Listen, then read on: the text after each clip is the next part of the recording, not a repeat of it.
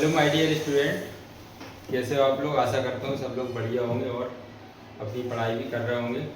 तो हम last class में पढ़ चुके थे रियल नंबर का इंट्रोडक्शन। ठीक है, पहली क्लास में हमने पढ़ा था नंबर सिस्टम के बारे में, 9th का जो बेसिक था। उसके बाद 10th क्लास का रियल नंबर का थोड़ा सा देखा था हमने कि कैसे डिविजिबिलिटी रूल को अप्लाई करना है, कहाँ पर डिविजिबिलिटी रूल लगते हैं जब हम एलसीएम एचसीएफ निकालते हैं। तो उसके बाद आज हम लेके आए आपके लिए फंडामेंटल थ्योरम ऑफ अर्थमेटिक्स, यानी कि रियल नंबर जो चैप्टर है आपका, उसका जो पहला थ्योरम दिया गया है वो फंडामेंटल थ्योरम ऑफ अर्थमेटिक्स है। ठीक है, तो उसके अंदर हम देखेंगे कि थ्योरम क्या बोलती है और इस थ्योरम का यूज कहाँ पे है। तो आइए देखते हैं फंडामेंटल थ्योरम ऑफ अर्थमेटिक्स।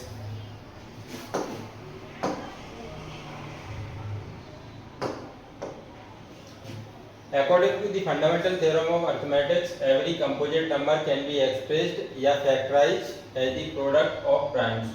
बोला इस थ्योरम के अनुसार, according to this theorem, arithmetic theorem of arithmetic, every composite number मैंने आपको इंट्रोडक्शन में पढ़ाया जिनके दो से ज्यादा फैक्टर हो, है ना, more than two different factors, उसको क्या बोलते हैं, composite numbers. Can be expressed, कोई भी कंपोजिट नंबर है उसको हम एक्सप्रेस कर सकते हैं या फैक्टराइज कर सकते हैं किसके फॉर्म में, as the product of the primes. किसके फॉर्म में, प्राइम के प्रोडक्ट्स में। प्राइम नंबर क्या होता है, जिसके केवल दो फैक्टर हों, ओनली टू डिफरेंट फैक्टर्स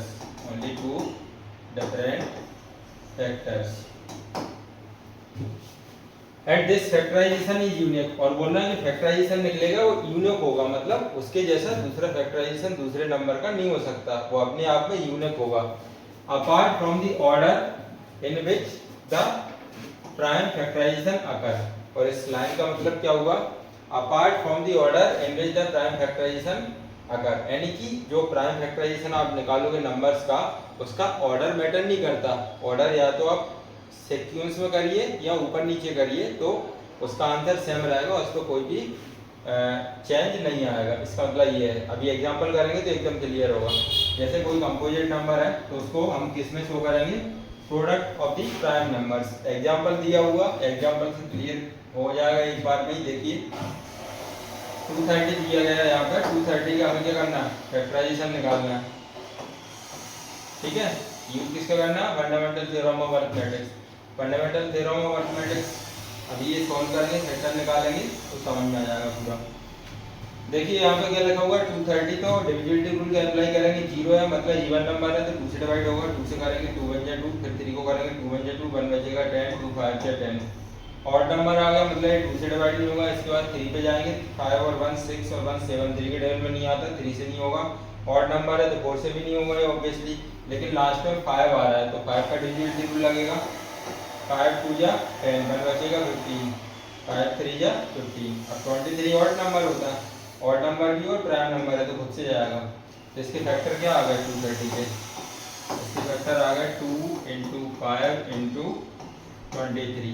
और सभी सिंगल नंबर आए हैं तो इनकी पावर भी क्या होगी, 1 1। ठीक, क्लियर है बात।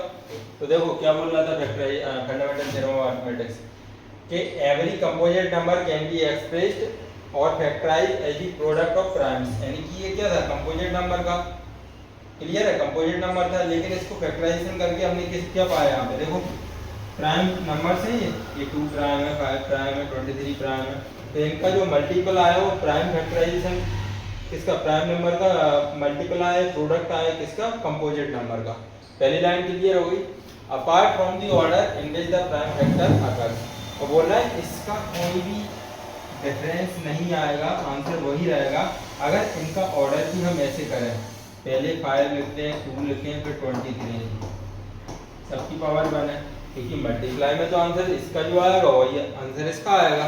यानी कि इसको हम अगर ऐसे भी कर लें 230 को फैक्टराइजेशन, लास्ट में 0 आ रहा तो 5 से भी डिवाइड होगा ये, तो 5 से करेंगे 5 4 जा 20 और 3 बचेगा 30, 5 6 जा 30, फिर 2 से करेंगे तो 2 2 जा 2 3 जा 23 बन जा 23। तो इसका भी क्या है, ये आया सेम। यानी कि आप या तो ऐसे सॉल्व कर लीजिए सीक्वेंस में, बढ़ते इंक्रीजिंग ऑर्डर में जो फैक्टराइजेशन किया हमने 2 5 23, या ऐसे कर लीजिए, आंसर सेम ही आएगा, उसमें कोई भी डिफरेंस नहीं आने वाला। यही आपका क्या है, fundamental theorem of arithmetics. Clear है बात? अब आपको समझ में आ गई फंडामेंटल थ्योरम ऑफ अर्थमेटिक्स है क्या होती है। फंडामेंटल थ्योरम ऑफ अर्थमेटिक्स में क्या बोला गया कि जो भी कंपोजिट नंबर है उसको आप शो कर सकते हो प्राइम फैक्टर्स के मल्टीप्लिकेशन में। और दूसरा पॉइंट क्या बोला था, उसको हम अगर ऑर्डर में ना भी करें तो कोई भी उसमें चेंज नहीं आएगा, आंसर आपका वही रहेगा। क्लियर है? Apart from the order in which the prime factor occur, इससे कोई भी डिफरेंस आने वाला नहीं है। क्लियर है बात? अब ये अपन आगे बढ़ते हैं। फंडामेंटल थ्योरम ऑफ अर्थमेटिक्स पढ़ लिया, इसके आगे क्या है, HCF and LCM by prime factorization method. Prime factorization method से हमें क्या निकालना है यहाँ पे, एलसीएम और क्या निकालना है, एचसीएफ। तो कैसे निकालते हैं, the method of finding the HCF and LCM of two और मोर पॉजिटिव नंबर्स। कोई भी दो पॉजिटिव नंबर्स या उससे ज्यादा 2, 3, 4, 5 हो, उसको हम फंडामेंटल थ्योरम ऑफ अर्थमेटिक्स से निकालेंगे, उसी को क्या बोलेंगे, प्राइम फैक्टराइजेशन मेथड। क्लियर है बात?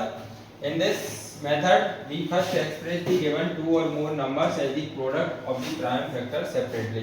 जैसे कि फंडामेंटल थ्योरम में किया हमने, जो भी कंपोजिट नंबर्स हैं 2 या 3, 4 जितने भी नंबर्स की आपको एलसीएम एचसीएफ निकालने, तो उनको पहले प्राइम फैक्टराइजेशन करेंगे। कैसे करेंगे, प्राइम फैक्टराइजेशन करेंगे, एलसीएम टाइप लेंगे, प्राइम फैक्टर्स की फॉर्म में उनका मल्टीप्लाई निकालेंगे।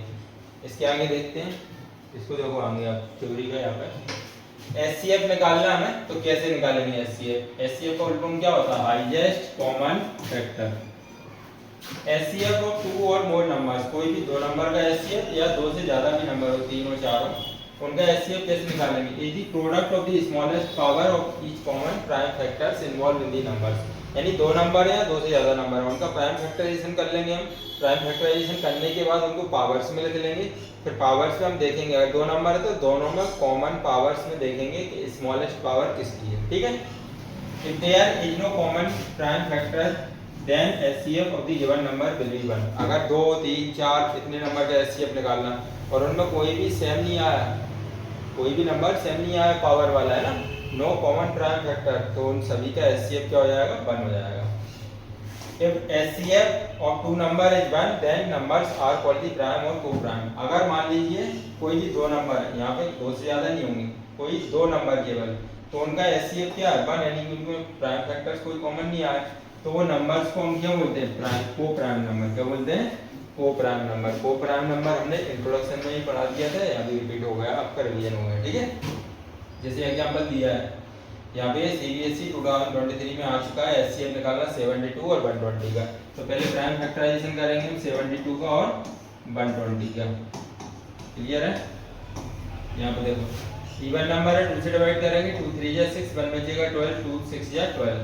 2 से करेंगे इवन नंबर, फिर से आ गया 2 1 जा 2, 1 बचेगा 16, 2 8 जा 16। फिर इवन नंबर आ गया, 2 से डिवाइड होगा, 2 9 जा 18। फिर ऑड नंबर आ गया, 3 से आएगा, 3 3 जा 9, 3 1 जा 3। सिमिलरली 0 दिया है यहाँ पे, तो इवन नंबर है, 2 से करेंगे, 2 6 जा 12, 0 कैरी लेंगे, फिर इवन 2 3 जा 6, 0 कैरी लेंगे, फिर इवन 2 से करेंगे, 2 1 जा 2 और 1 बचेगा 10, 2 5 जा 15। 3 पे जाएंगे अब, 5 और 1 6, 3 के टेबल में आ रहा तो 3 से डिवाइड हो जाएगा, 3 5 जा 15, 5 1 जा 5। क्लियर है? तो 72 को क्या लिखेंगे यहाँ पे हम, 72 का कितना आया देखो, 2 2 2 3 3, 2 2 2 3 3। तो 72 कितना आ गया, 2 की पावर 3 है और 3 की पावर 2 है। क्लियर है?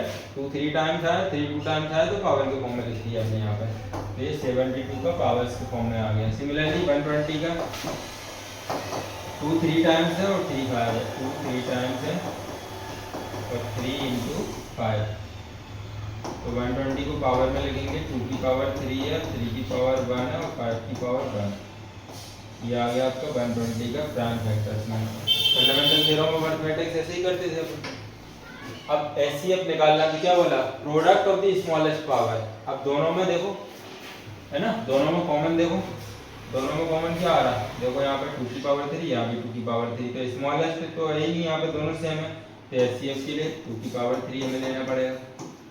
ठीक है? इसके बाद 3 की पावर 2, 3 की पावर 1, तो स्मॉलेस्ट लेना है तो 3 की पावर 1 और 2 में से कौन सा छोटा है, 3 की पावर 1। और बाकी जो कॉमन नहीं आ रहा उसको हम छोड़ देंगे ऐसे।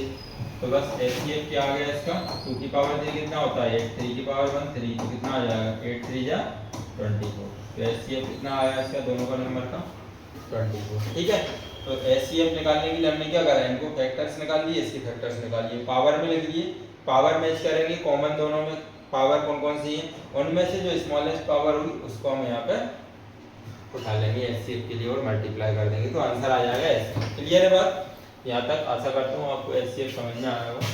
बाकी आगे और देखते हैं।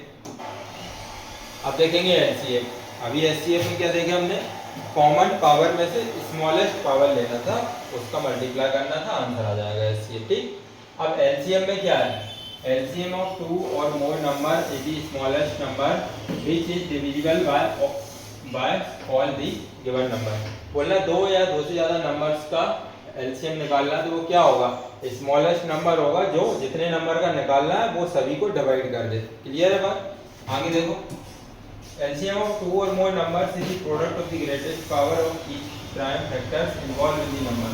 इसका उल्टा एचसीएफ में स्मॉलेस्ट पावर ले रहे थे जो कॉमन में आ रही थी, इसमें क्या लेंगे ग्रेटेस्ट पावर, जो दोनों नंबर या 3 4 जितने भी नंबर है उसके फैक्टर्स निकालने के बाद पावर में लिखेंगे। अब जो कॉमन पावर आ रहा है उसमें मैक्सिमम पावर लेना, क्या लेना, greatest power, prime factors and involve in the number, और जो एक्स्ट्रा नंबर बच रहा है उनका भी हमें मल्टीप्लाई करना पड़ा। एचसीएफ में क्या कर रहे थे, हम एक्स्ट्रा नंबर को छोड़ रहे थे, कॉमन में से मिनिमम ले रहे थे, तो यहाँ पे क्या करेंगे, एक्स्ट्रा नंबर भी लेना है और जो कॉमन है पावर उसमें से मैक्सिमम पावर लेना है। ठीक है, जैसे एग्जांपल दिया होगा एकदम क्लियर हो जाएगा। अभी एक एग्जांपल से 72 दिया है और 120 दिया है, यहाँ पे फाइंड दी एलसीएम 72 और 120। अभी एचसीएफ निकाला था दोनों का, आप क्या निकालेंगे एलसीएम,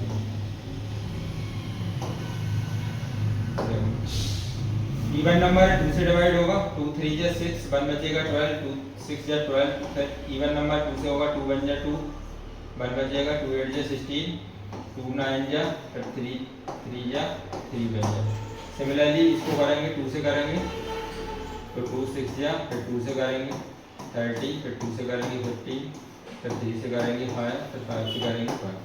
तो इनके फैक्टर्स क्या आएंगे, 72 का आया 2 क्रॉस 2 क्रॉस 2 3 क्रॉस 3, पावर से फॉर्म में लिखेंगे तो 2 की पावर 3 और 3 की पावर 2।